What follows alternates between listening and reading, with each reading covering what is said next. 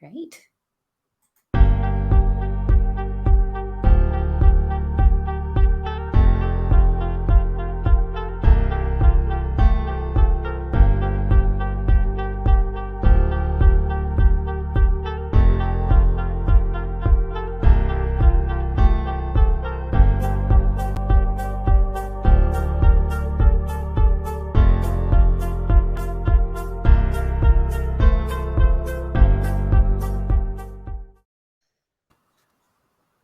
Hello, my friends, and welcome to You Normal. In life, we're often taught that those things that feel out of alignment are normal. This is the place that, in conversations with my guests, we start to rediscover, redefine what normal is for ourselves, and we share with you our own journey in the process so that maybe you can start to redefine what is normal for you and feel comfortable living from that place. I am your host, Robina Bennion, and today my guest is Emily Soccorsy. I'm a little bit excited, so I might get caught up in it, but I am so excited to have Emily here today. There's always the titles that go along with who we are, but first and foremost, Emily is just a dear person to me. I've known her for a few years, and she's kind of like that special sister out there in the world. She is an artist and an author, co-founder of Root and River, and also the founder and creator of Joy Inc. Emily is that and so much more. Aren't we all much more than what our titles are? But I am honored and excited to have you with me here today, Emily. So thank you, and say hello, share what you want to with the world, however you decide. Hi, everyone. Robina, thank you for having me. This is whatever space that you're creating is sacred. And so I feel honored to be invited in to talk to you, first of all, who is just such an inspiration to me, and to meet your audience as well, and just to explore the topic. I'm really excited to explore the topic with you today. So I am as well. Like, just to be able to blend this conversation into business and see where this goes. Part of me was trying to prepare for it, but then part of me said, no, I want this just to unfold organically because that's what felt right. And I know that it will be magical. And like you said, it is a really sacred space. We always enter into sacred spaces with each other. We just forget to really have that awareness and acknowledge it in the moment. Sure. So before we get caught up in the moment of this conversation, I do want to give you an opportunity to share with people about Root and River and also about Joy Inc., because they're both beautiful, I think, parts of who you are. And before you do that, I want to share with people my own perspective of Root and River, because I feel like sometimes when people share what I do in the world, it comes out so much better. And not that yours won't, but I also like to hear like how it impacts people, right?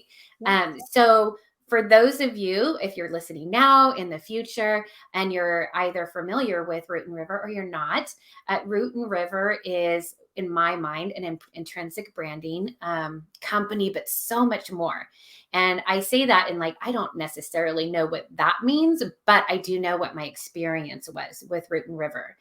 And when I first was introduced to Emily, probably 4 years ago, maybe, if not more, I knew that what Emily was saying was where I had to go, because it's that just knowing, right? What we talk, that normal, right? Where we feel like that place is, yes, I have to do this. And to go against it would be going against my own nature. But in that experience, as I was kind of defining what my business was, Root and River helped to put words to my words, right? I was saying stuff, but to actually have it shared back to me and have it done in images and in a way that just lit up my soul. In that process, it was like, I can't not share this part of me with the world and what I'm doing, because ultimately that is what my soul is calling me to do. And I feel like that is the experience that I had with you and your co-founder, Justin Foster, is really inviting me to, I think for the first time, own my voice in what I was creating, because I lived for a long time of kind of ignoring that voice in an effort to fit in. So that was my experience of Root and River. I want you to share with everybody what Root and River is for you. I know that you guys have pivoted, made some changes in who you're talking to and working with. But then also, if you want to share a little bit about MJoy too, but the floor is yours. You can share whatever you like. Thank you. Well, thank you. It's always great to hear about your work from someone else because as we all are, we get so close to it. And so it's just a beautiful, fresh perspective. Thank you. So, Root and River, we believe every great brand is a spiritual experience, and it's really the way we introduce people to our souls, brand is. So, we work with people who are changing the world somehow, and that might be their community, that might be their industry, that might be a greater societal issue through their brand. And they're also very conscious about adding light to the world. That's what they want to do, and that's what we want to help them do. We do this by uncovering and articulating the foundational language of the brand. That's where the connection to the soul really lies. It's one thing to feel it and be aware of it and ground into it, and that's the first step that we take our clients on through that journey. And then the second step is articulating it, and that's usually where people fall out. And it's hard if you haven't spent a lot of time and energy in language, if that's not your fully developed gift, then what happens is you can kind of retreat a little bit, not because you intend to retreat from that alignment and that feeling of this is who I am and this is how I want to express, but just because you lack that language piece. Mhm. So we come in, we help you, we take you through a process that helps you uncover and articulate and refine that language so it is evocative and so that it's easier. You have the two things that are usually missing: clarity and confidence to tell that brand story again and again and again in a way that is propellant, that it Mhm. moves you forward. So language is not just a thing you need to do, like a checkbox on your getting your brand in order.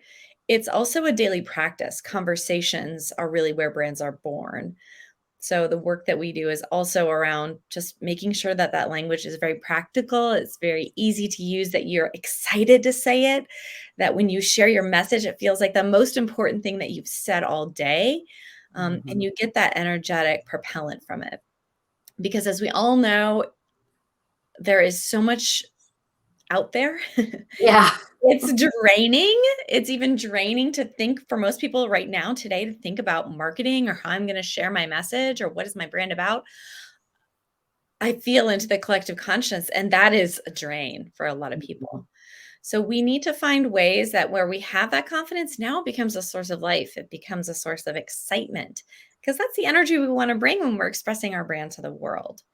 And Right. just to be clear, just so that your audience understands, we really work on the language, the foundational, strategic elements of the brand. We partner with other people who we love that they can do art, they can do brand design, like logo design, mark design. We partner with other website designers, that kind of thing. But our firm, our team is really focused on the language and strategy of the brand.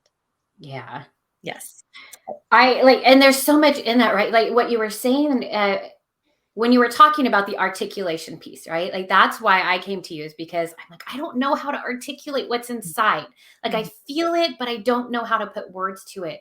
But I think that is, it's not even that it's not our gift. It's just not a gift that we've worked on, right? The Yes. words are there, the feeling and the emotion is there. For me personally, I would say in my perspective, it wasn't a world that I operated in. Mhm. Those words were not encouraged. It wasn't a part of my daily conversation. So, of course, when you start to use it, it feels really awkward and uncomfortable.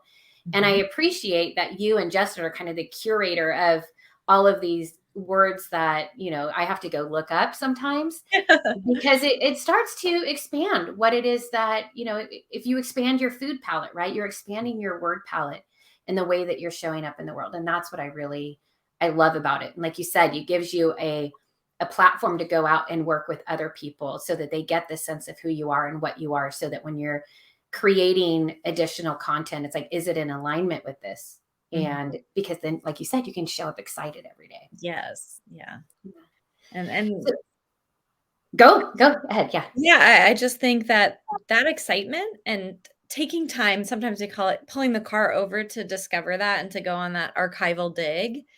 It is really a form of self-care and care for the Mhm. business because, if your audience is a solopreneur or small business owner, or even if you're a person inside of a larger organization, taking that time away and finding that language, it really is a way of nurturing and honoring who you are. And we all need more of that in our lives. Mhm. It's Yeah. a form of meditative rest almost. And what it does for us moving forward for a long time afterwards is incredibly powerful. Yeah, yeah. Well, it's a meditative rest in that it's allowing that creativity to come forward. And I really find what I credit you actually with when I did my root session. That was kind of when it brought back this creative piece of me that I had totally, forgotten about. I hadn't Yes. really explored. And then it was like you just popped the cap off the pin and I didn't stop, right? I was drawing and then I was kind of watercolor and painting. And now it's opened up this whole brand new area of me. But at the end, like when I go back to it, it is a very meditative practice. Yeah. And it's like where I just listen to myself and I give myself permission to I give that inner part of me permission to just create. And I like brain, you need to get out of the way and allow the creating to happen. Yeah. Yeah. Yeah. Oh, it's so good to hear that. And it was so fun to see that happen with you and Yeah. just to be a catalyst for that for you. It's just Yeah. news Yeah. me. I'm so Well, awesome. it makes it special for me as well. And so talking about the creative piece then, I Mhm. will transition over before we really dive into the power of like the rise of feminine wisdom in business, but I feel like they all go hand in hand is Mhm. talking about that creative piece then is like jumping over into M Joy Inc., which is Mhm. also a creation of yours, a Yes. solo creation really, but I Mhm. think really speaking even more to the creative than beyond what you're doing with Root and River. But I Yeah. may be wrong, so clarify for No, us. you're correct. You're correct. Yeah, MJ Inc. Is my brand, my personal brand. I speak through MJ Inc. I work with groups, and really, it is all centered around this idea of integrated creativity, which we were talking a little bit earlier about this idea that as human beings, we are naturally creative. We all have that creative impulse. But the world has divided us, separated us from our creative selves, and we've sort of set it aside. I mean, you did it. I did it for many years. I was told as a young child, like, "Oh, yes, you're such a artist and creative, and that's nice, Emily, but that's never going to support you, or that's never going to um, be something that you can organize around." It's just sort of I was taught, and it wasn't that direct, of course. I come from a very loving family, but those are the messages that I received. So we divide ourselves to protect ourselves up, and we separate ourselves from our creativity. So what I do through MJ Inc. is really try to heal and create a space for people to bring those parts together, bring the Mhm. creativity back into their lives, back into their work. And yeah, a few years ago, we did a little retreat called Hit Pause, and it was just the first step was really a space to just breathe and try to reconnect with that creative part of ourselves. And later this year, hoping to do another retreat that allows us some more room to Yeah. just dive in, talk to that space, play with that space, wonder about it, and then maybe get our hands dirty a little bit in some way. And creativity, please don't think that means you have to draw or paint or whatever. Words are creations to me. Language is creation. I have a little rock garden in front of me that I've created over the years by throwing various rocks I collect. That's creativity. It's anything that is generative. So Yeah. that's the work I do through MJoy. Oh, and I love that. I'm excited to hear about your retreat when it comes out Yeah. because I totally agree with that. And there's so many people right now who are just like, I just need to pause. I'm in a pause in my business right now. I've been like, when the pandemic happened, it was like, okay, how do I shift? What do I do? And it was like always on the move and going.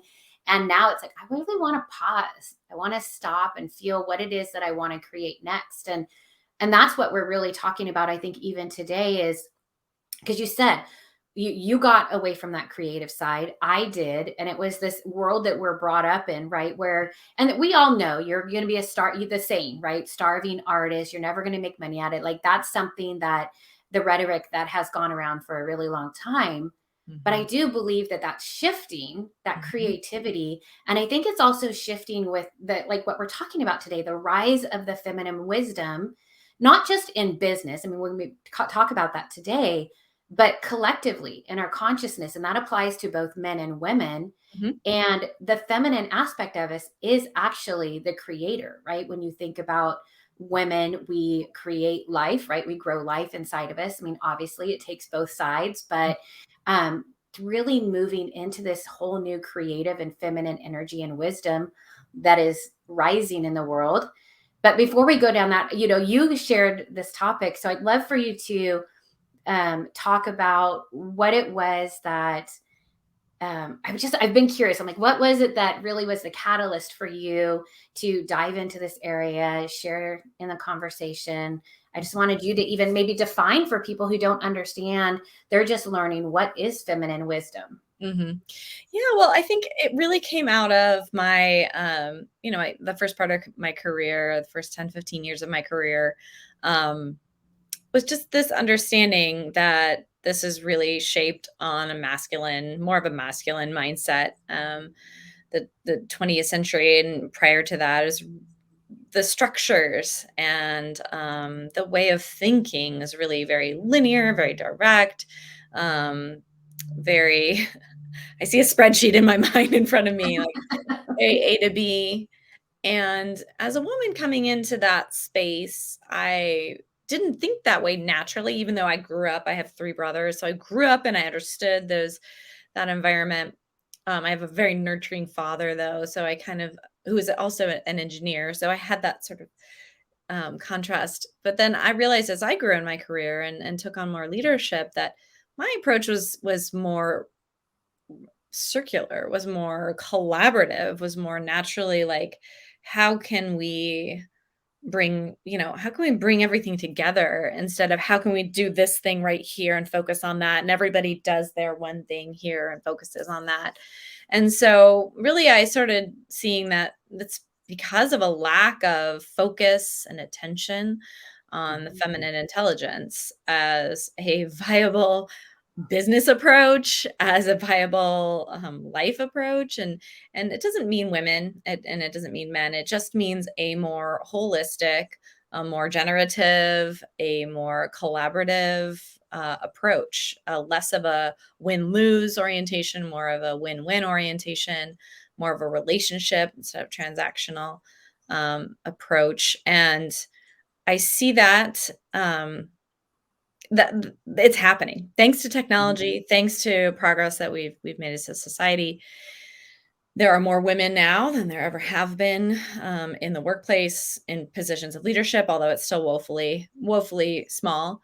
But that is what is being brought, and there's more people of not just women, but more people who are embodying that feminine intelligence. So people of all gender types, so across the spectrum, who are coming in with more of a desire and an eagerness to find different ways of being and Mhm. working in the world. And so it's going to be in our lifetime still a push pull, and still we all get drawn back into the old structures and systems.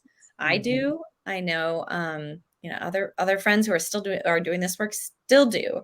So it's going to be these conscious steps that we take to try to move that ball forward. But it really can just reshape everything in our economy and the way that we do business, and in how we grow as people. Why shouldn't we use all of our assets as human beings, feminine, Right. masculine, to try to improve the world that we're living in, especially right now when there's so much crisis. We need everything. We need all the tools. Well, and in crisis, that's when they say we got to get creative, Yes. right? If you're in a hard space within your family, financially or whatever, you have to get creative with what you do. And so I feel like there is a lot of creativity happening. Sometimes it can be distracting, but I also do feel the shift that you're talking about. For me, it was the same thing. It's like I kind of just went into the business world like, okay, I'm going to be me, and then it did have that masculine energy, and not that it's a man woman thing, it's just a masculine feminine energy, right? It's kind of like if it's right brain left brain, like I shared. I went very Actually, my hands were opposite of right and left, but I went very linear in my career versus the creative. And then, finding that it's very stifling just to exist in that one side of my brain all of the time. That I have a whole brain for a whole reason, and I wasn't fully utilizing it. And I feel like the same in business or in life where, kind of bringing in, like you're saying, more of that relationship building, the win win, more collaboration, and the feminine energy of that is shifting the landscape, if you will, of how to do business, how I want to do business, Mhm. who I want to do business with. But Mhm. I'm also mindful of, for a woman, I feel like it's easier to embody that feminine wisdom. Whereas if you're a male and you're kind of, like, yeah, this isn't fully who I am. I'm not that, go after at all costs kind of person. Mhm. And so there is that balance within you. It's just not received as easily, probably, if you're female in the No. workspace, right? I think that's a big challenge. I mean, I know several men who embody that or are working to like it's just naturally or bring it, trying to intentionally bring that forward more and definitely witnessed. There's a lot of rejection from peers who are like, Mhm. who are you? Like, you're supposed to be following this pattern. And why are you taking this other route? It's supposed to be win and grind and now you're talking about collaborating and finding partners and bringing people together, and there's still a lot of stigma. I mean, a lot of the wealth comes from the more established industries, which Mhm. are way more structured and typically have a very strong masculine leader at the top typically. Now that's changing and you're seeing more and more leaders with different approaches coming to take those roles. But I think wherever you are, whatever gender you identify as, it's something that the society is still at large still resistant to fully embracing. So Yeah. it's. Well, as with any transition, right? We're trying to hang on to that old, kids are a great example of it. Mhm. They're growing and they're wanting to establish their own identity. But as parents, we're trying to hang on to those footy pajamas, Yeah, right? And the totally. little sippy cups. So Yeah. transition is hard, Yes. because there's a fear in what is going to be lost Yes. versus the focus on what is going to be gained. But like you Completely. said, regardless of your gender identity, and stepping into that feminine aspect, we are all creators. We Mhm. have it all in us. Like you said, we are all creative beings.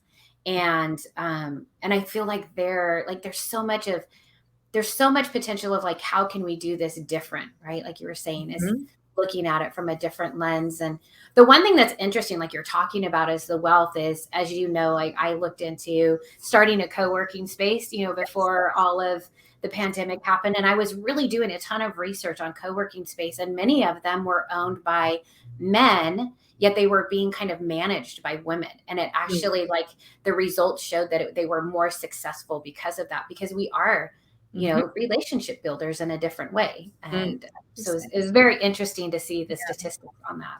Well, and I think it's very interesting, like you mentioned your kids, and I think all we need to do is look to our children to lead us in the direction of the future. So, if you find yourself really holding on to the old structures and talk to a child under the age of, I mean, my daughter's 14, but my older daughter's 18. Talk to a person under the age of, 18. Mhm. They are all creators. As I said yesterday in a conversation with another business leader, that is they're making stuff. They can make it quickly. They don't have patience to not make stuff.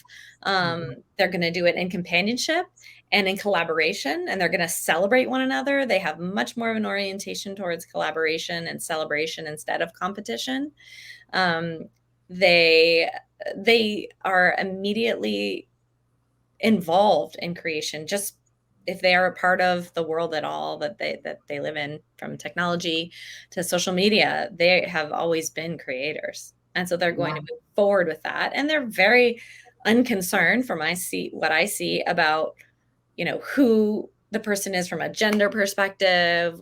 They're just more accepting, I think. And so as adults we need to remember to look to our children to help guide us to the future, and Yeah. not be derogatory about prior generations. I mean, I heard it for years about millennials, and now it's switching to Gen Z, and it's just like such negativity and so unnecessary. It's Yeah.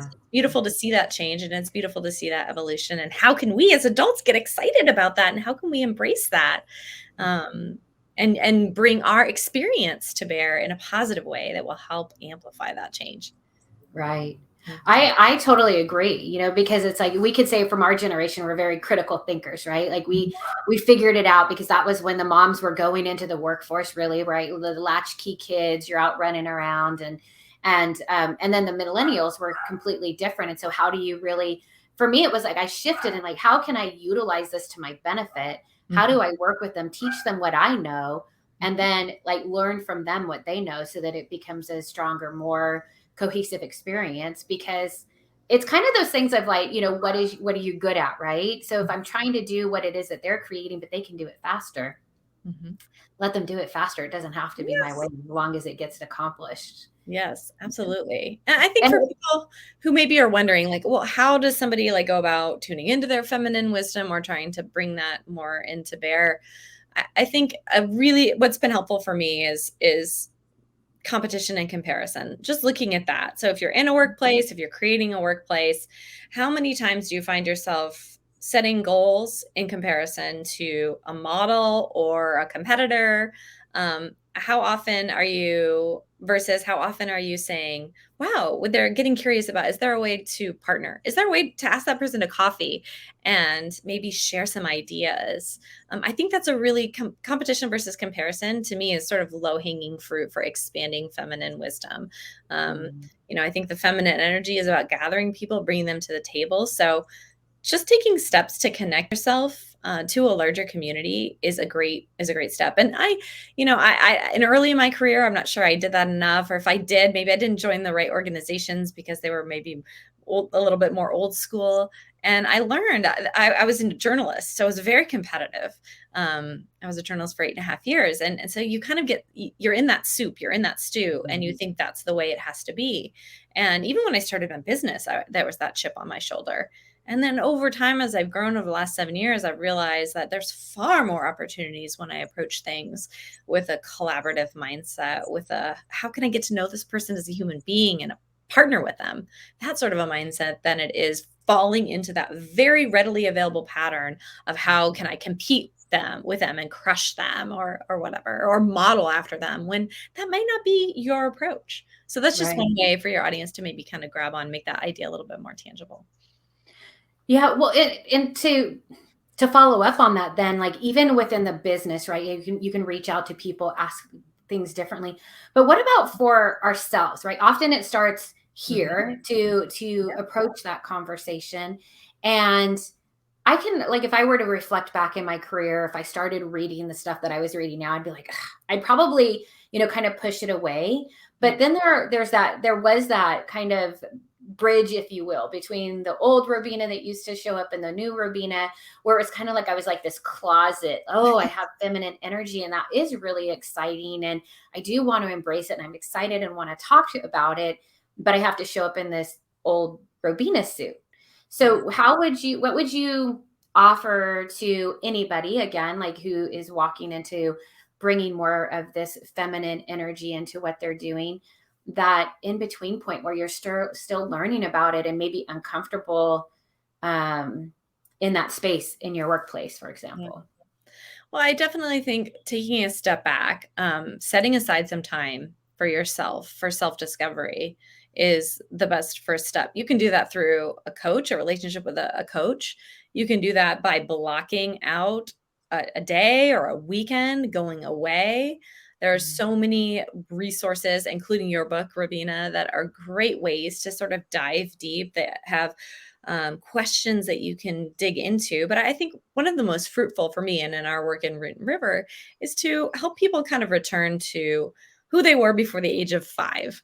Um, at 5, you enter school, things are a little more structured, but really connecting to what do you believe to be true that nobody ever taught you?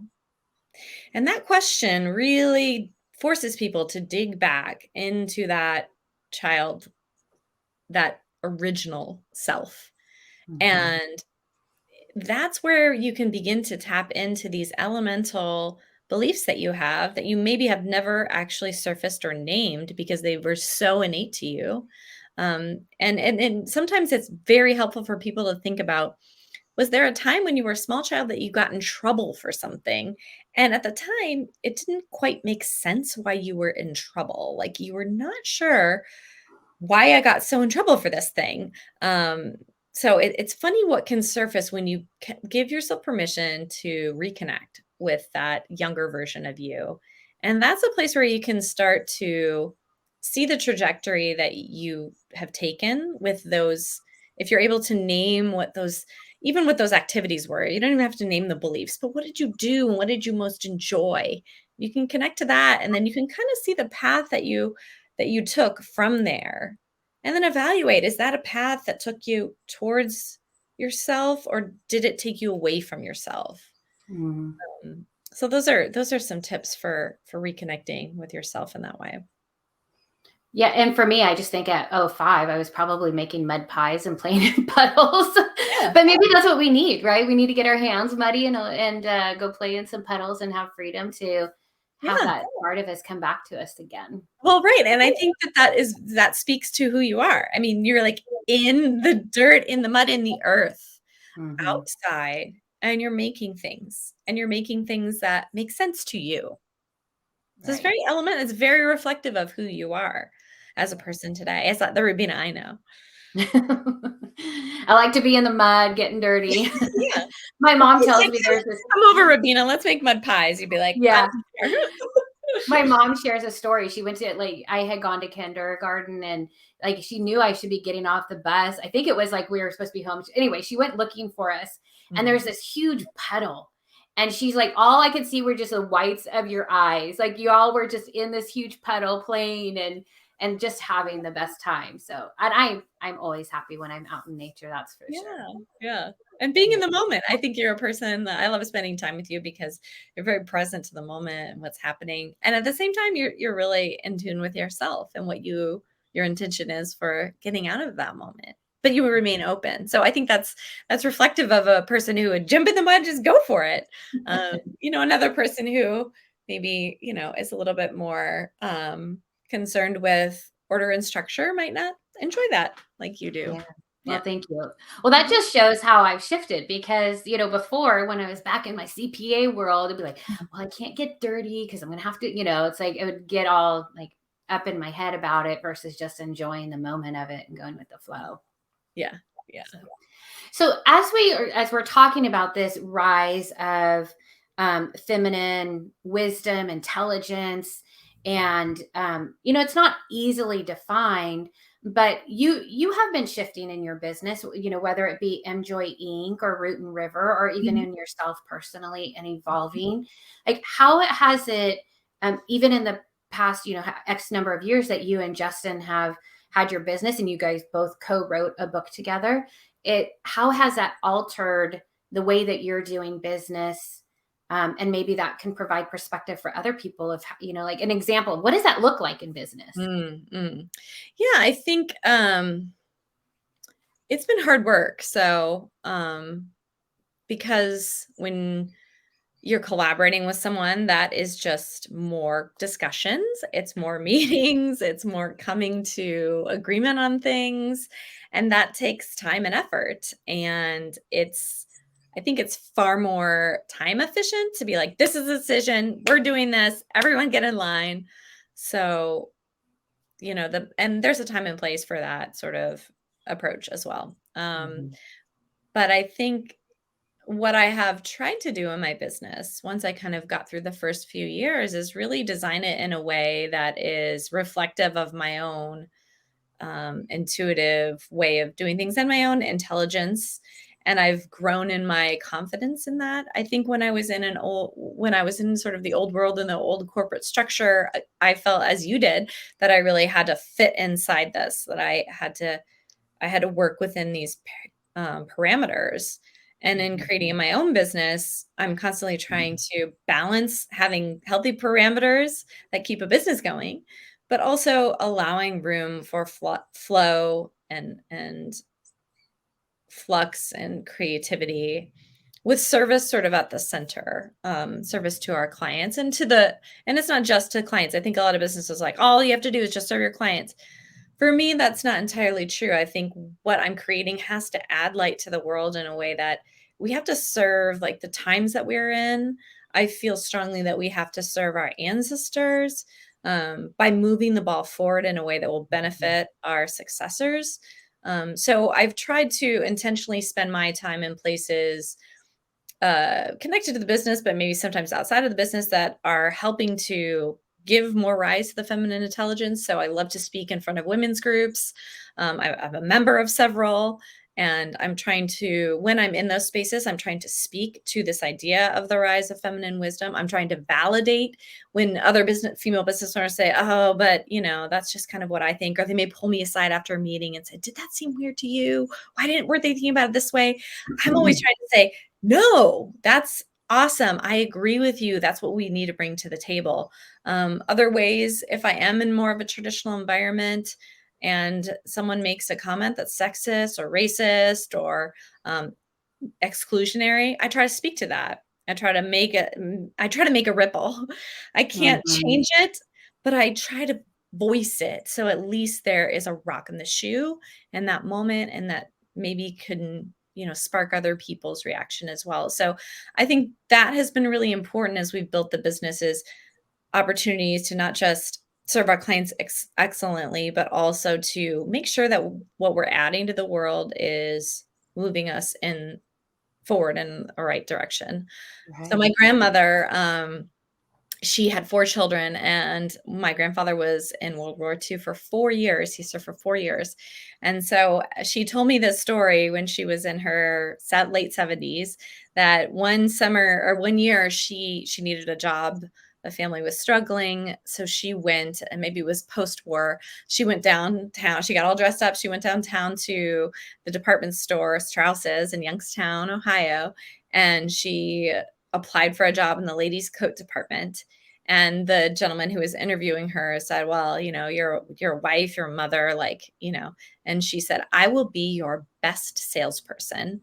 And I will take the summers off because I have 4 kids and I need to be home with them. But if you hire me, I will be the best salesperson year round. Nobody's buying coats in the summer, so it doesn't matter." And and so she made that guarantee and she got hired and she worked there for 40 years. And my grandmother delivered on what she promised, but she had to go in and demand and then prove it with her ability.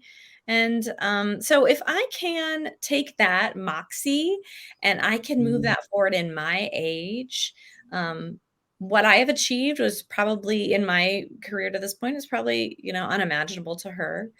Um, and so I'm trying to create something where my daughters will do unimaginable things. Right. And my friend and my nephews will do unimaginable things. But I think part of being a business owner today is having a mindset that what you're creating is bigger than just your product or service. It's also how you're moving forward the causes that really matter to you. Yeah. Yeah, and you're like you said, your brand is you, right? So wherever I'm going in the world, whoever I'm interacting with, my brand is always going with me. And Mhm. it's not like it shuts off when 5 o'clock hits, right? Or you leave your job because you have your own brand even as an employee within a business. Of course. But and you're sharing that story, and it's true. Like I was just talking to my mom last night about my grandmother. She basically didn't work and took care of the family. And if you ever, how would you be able to leave a relationship? Even you have no skills, no money of your own, and that was just my grandma. That was just Right. a few generations ago. So it's easy to look at and go, why isn't it happening faster? But then again, like you said, that I'm doing things that my grandma never would have imagined. And what will our children accomplish? And even sometimes I look at things, I have 2 boys, and the shows they watch, or they like the Marvel and the Avengers and all of that. It's very masculine. And so they don't understand sometimes when I get excited by the fact, like, oh, there's a female movie, right? Like it Uh-huh. stars a woman. But it is changing. It's slowly changing and Yes. evolving as we go. You said something in there though. I probably lost it now, and it'll come back to me, and Yeah. we can talk about it. But what? Oh, well, talking about business, right? You're having this conversation. You have a partner, and it can be challenging. It's no different than any other relationship. We want to have our own voices and our own opinions, and sometimes having those conversations can come up against our fears, right? Like Mm. that person, they may have a different viewpoint, and it helps us to walk through maybe something that's really keeping us from stepping into our greatness. And in part, like, so that was one of the things, right? Like that it's great to have another person, like you were saying, is maybe you get a coach, a mentor, you join a group. Like you and I belong to Elevate Alliance, Yes. which I always say has been transformational, because it was kind of that first place of like, oh, here's women who actually are cheering me and supporting me on, after coming from an environment where I did not feel comfortable. I'm not going to say I couldn't, because that was a story that I created, that I couldn't, but that it didn't feel comfortable to show any vulnerability in the Mm. workplace, right? Like I felt like I always had to have these answers. So I'm extremely grateful for Elevate Alliance. But I think it's also really important to the conversation, Emily, that if we're going to talk about feminine wisdom, feminine intelligence, bringing that back into the business place, really like a whole person, right? Our masculine, and balancing our masculine and feminine, is also the relationships that we have with women. And because you're talking about, healing legacies, like the changes that we are doing now are going to have ripple effects for generations, right? So if we're stepping into this creative aspect, welcoming back in the feminine energy that maybe it's like kind of retreated because it was in an environment that wasn't safe, is also, as women like you and I, and I'm saying women, of course, like if you, like you said, if you identify as a feminine, women in energy, however you define that, right? However you define your identity, but how we treat each other, Mm. how we support each other. And I think stepping back into that relationship versus, there have been a lot of relationships that have been hurt just from women to women. Oh, yeah. Yeah. And I reflect on that all the time. And I think that was really elemental for me. Joining Elevate at the beginning when it was first starting. I mean, I honestly, I came in that first time and I spoke at the first gathering. I think it was how many years ago now? Maybe 5 years ago.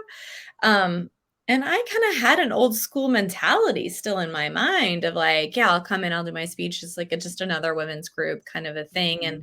And some armor up for those instances in my career that had shaped me when I felt like I did have to go to war against another woman. And even in my own house, like again, I was the only girl in my family. So there were certain girlfriends I didn't like, and like I got territorial, I got possessive. It's part of my shadow is I have this, I've been really working on it the last few years, but a little bit of possessive love is part of my kind of soul print.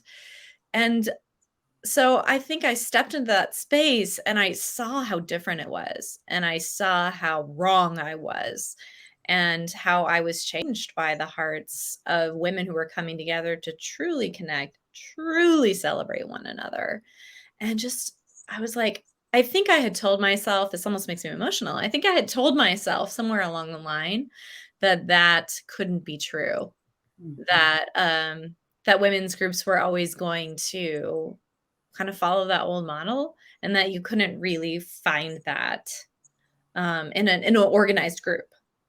And so seeing that it could be true and that how wrong I was awesome, but also that I had to do the work, like you're saying, to change that whole story about, oh, there's a new woman on the team. Who is she?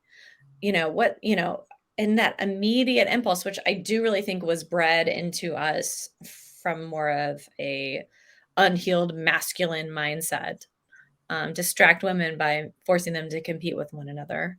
I do think what felt most natural for me once I got over myself and I let go of those stories was to connect and was to lift each other up and was to share in this collaborative environment. Um, and I think we need to choose that as women. We need to make time for that. We need to invest in that as an act of activism, like to that generational change.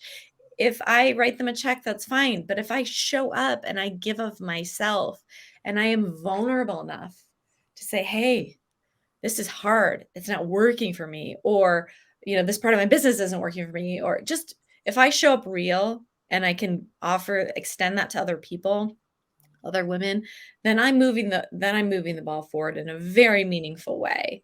But so we can't just patronize. We can't say, oh, it'll be great. Yeah, join a women's organization. No, find a place where you can heal these broken stories from the past. You can Mhm. yourself Right. first and watch what that does for you. It's Yeah. huge. Yeah, it is. I grew up in, like, for the most part, being in, like, female organizations. When I was like 12 to 21, I was in one. And then, like, when I was in college, I had a sorority that I was in. And it was like a very supportive space. There's still competition in there, right? But not as much as in like the business environment. But when you're talking about that, I think, like, if you take your people back to the 5-year-old you, right? Like, if you and I were to enter a playground and we're sitting in the sand, we're just going to plop down next to each other, right? We're going to play, we're going to share, depending. Like, if you're not used to sharing, you might be a little bit like, I don't want to share my toys. But like, that's the energy that we would bring to a situation if we were a young child. But then as we get adults, like you said, we armor up. Mhm. And Elevate was the one place where I remember I showed up and I was like, oh man, what did I do? I left my career. I did this. I'm a failure. And it just all came out, and I got nothing but love and support from people. And I think when we and I want to say vulnerability is like a superpower. When we can be vulnerable in front of other people, when we can have courage to really share what's going on, at least for me, it transforms my life every single time. And Mhm. and at least in Elevate, like you said, wherever that is for anybody else, it's for me is like, I kind of let down that competitive guard. Like, oh, someone's going to take my stuff. Someone's Mhm. going to replicate what I'm doing. They're going to take my words. They may, like, right? Everything, like, it's not like I Yeah, really that have can an happen. original thought, right? I've read tons of books. I do stuff. It's not like I own this one thing. They may, right? Someone may, but that's okay because they're going to do it in their way for the people that resonate with them. And they're going to do their own creation. And how can I be excited about that and celebrate them? And it happens. Like, sometimes someone says something, I'm like, ooh, that kind of sounds like what I do. And I can either shy away and get upset or mad about it, or I can be like, oh, tell me more. How can Mhm. I help you? Right. Mhm. And I feel like that is what you're talking about, that collaboration versus competition. Definitely, definitely. Yeah, it's so powerful, and kudos to Sarah Elliott who started Elevate Alliance with that vision. And I didn't have it until I walked into the room and saw her creating it and saw it becoming real. And I know there are other women's organizations out there, but yeah, it takes some intentionality and it takes some vulnerability, giving of yourself, and that's how we create change. It's not just by writing a check, as I said earlier, or, you Yeah. know. Yeah. Well, and in that, it's to what you are committed to, right? Adding more light to the world. Like, my mission is to reflect people's power back to them. It's the same thing, right? To allow, like, help people to stand in their own light, to find a path, to know that it's safe to do that, to show up in your world, right? Because for various reasons, we can be, not necessarily everybody, but we can be taught it's not safe to shine your light so brightly. And we want to encourage people to start doing that again. So to stay true to what you're saying, right? To Yeah. add more light to the world is Mhm. to keep pushing into that space and becoming more vulnerable versus, having an armor around us. Yeah. I mean, I think if people think about, oh, adding more light, that sounds so lovely and like nice, but it's actually really hard work. Mhm. And it's really gritty and it's really messy. And sometimes you're unsure if anyone's listening, if you even have a right to say what you're doing, say what's on your heart or mind. And so I think it's a beautiful idea. And the reality is that it's really tough practice that you have to commit to again and again. And that is not still the mainstream. It's getting closer, but I think you have to be committed to swimming upstream a little bit. Yeah. And sometimes part of that too is knowing when to rest and when to take your foot off the pedal. And I think as a small business owner, that's something I learned. I was I think I wrote a blog post years ago, like, um, the downside of working for yourself, your boss is a real hard ass. Like I Yep. found that out, and I had to sit myself down and have a conversation.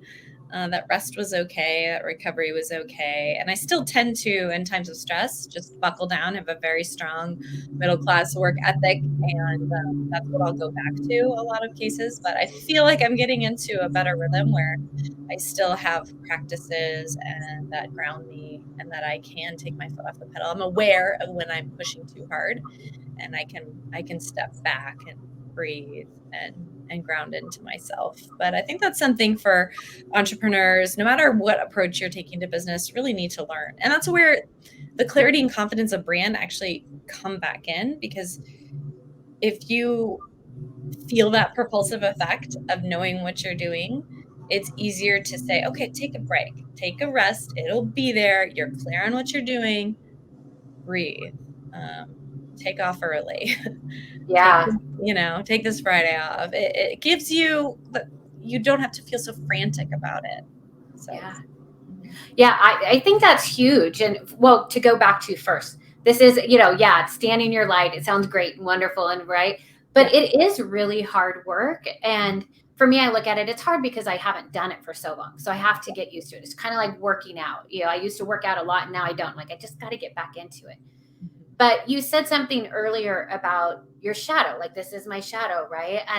And there is kind of like you were saying, I wrote something a while ago, like our shadows are what give us definition. If we Mhm. didn't have any shadows, like we would be very, like it'd be white, right? Like, look, there's shadows in my top, right? Like it would just be this white slate that had no personality to it and anything that and we each have shadows to us. There's in that part of walking through it. Sometimes it's really hard. Sometimes it's really hard to be in your light too. But like that Yes. would be hard work.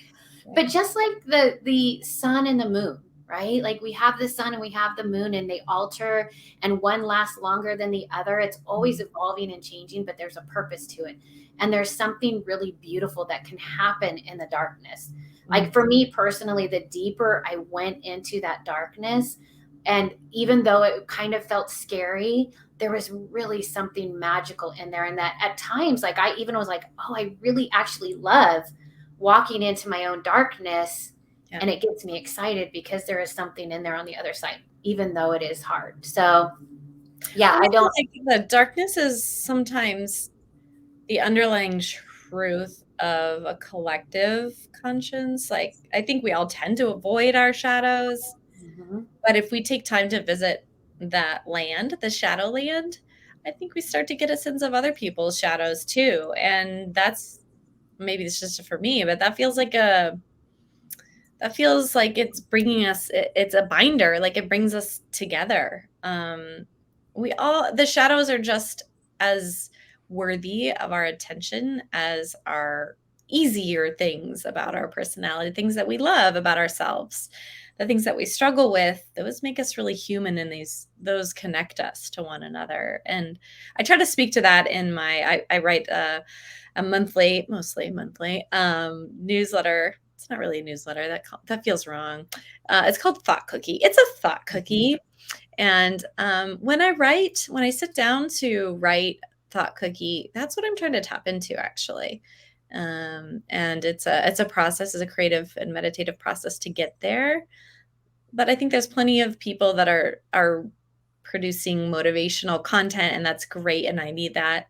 But this is about talking about, what's underneath, what's in the shadow, what's real, what are we all feeling that no one's saying. I think that's the most interesting. Well, Um, I think in that as well, like I love your thought cookies, by the way. Thank you. Is it is because it's like to me, it's the roots, right? Our roots is what we can get intertwined. Like we're all in the soil together, if you will. Like, Mhm. um, I find that those, like if you want to call them shadows, the darkness, your roots, however you define it for you, that feels right for you. The things that we often don't talk about, the things that, at least I'll say for me, I used to push that stuff to the side. act like it didn't even exist, right? Because I wanted to fit in. I wanted to be a part of something. So the more that I ignored that there was all of that there, then maybe I would fit in more. Mhm. And I always felt awkward in places. I would go and join. I was a joiner, that's for sure, but it didn't always mean that I felt like I belonged. Yeah. But I was sharing with you before this, that book I'm reading on belonging right now, where it's actually, we're all kind of like, we're at this stuff that we're ignoring, right? Is not there yet. It's really what we're trying to, I think even what I created this is like, is this normal? Right. Right? Like you were saying, if we started talking about that stuff, I think that's where the true connection can happen. And Yeah. who knows, maybe in the business places, we, as companies or people within the company, start to explore both the, whether it be the linear and the creative, the masculine and the feminine, and opening up conversation.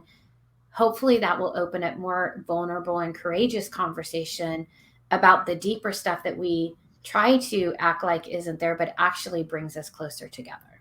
Yeah. I think I did the same thing, and I think that's because I had a lot of shame around, like, possessive love or other, like, shadow aspects of my personality. Like, I think we were taught, as children of boomers, that we should hide what's wrong. No one talked about mental illness. No one talked about suicide. No one Mhm. talked about alcoholism growing up. It was very, very shameful. And so I think we learned as Gen Xers that we shouldn't discuss those things and that we should be ashamed of those things.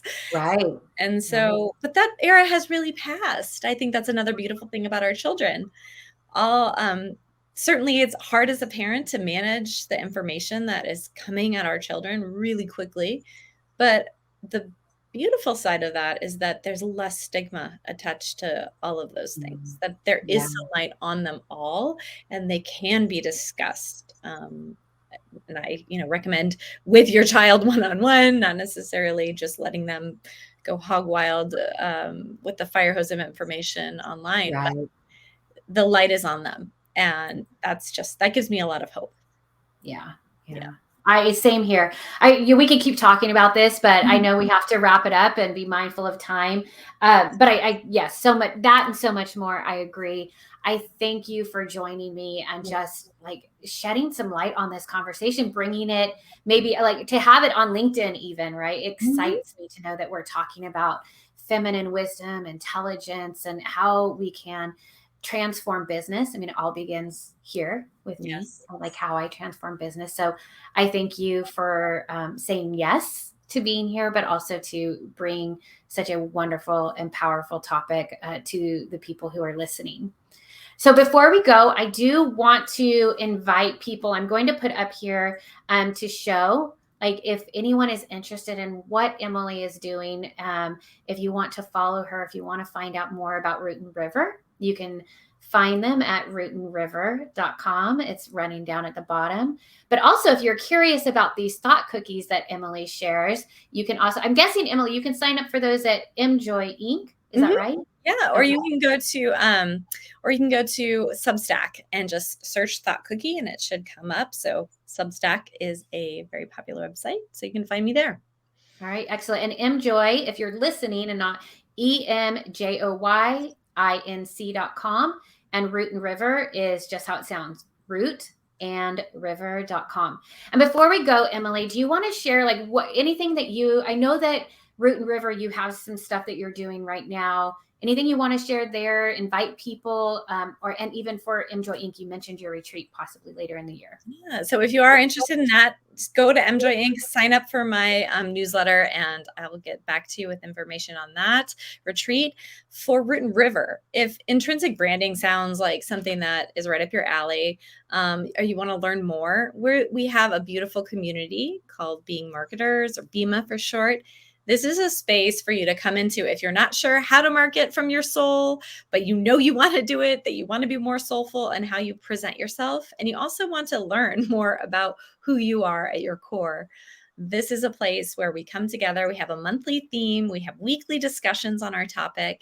And we just share with one another. We make progress. We have brand airs.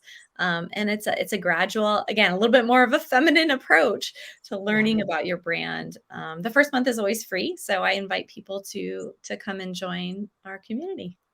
Yeah.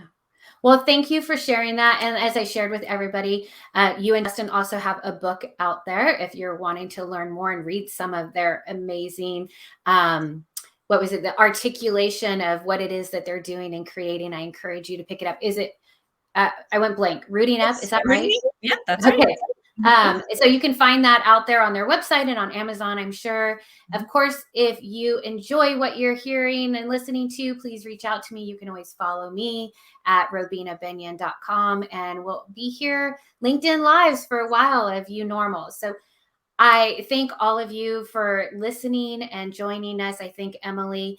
And hopefully, there's something in here that helps you to maybe tap into a little bit more. Ask that question. Don't settle for this is normal. It's the new normal. To really ask the questions of yourself, get curious, and start to define what is normal for you. All right, my friends, thank you for being with us. Until we meet again.